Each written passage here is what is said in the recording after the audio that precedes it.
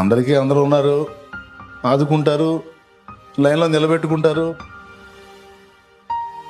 నాకెవరున్నారు నన్ను ఆదరించడానికి? నాకేముంది? నాకేం దిక్క?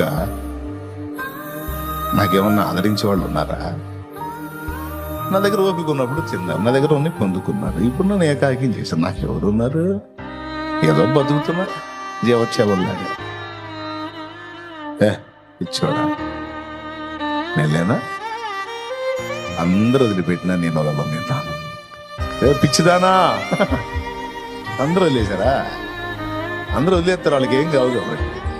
నా కూతురు విలువ ఈ చేతులతో నిర్మించుకున్నాను నిన్ను.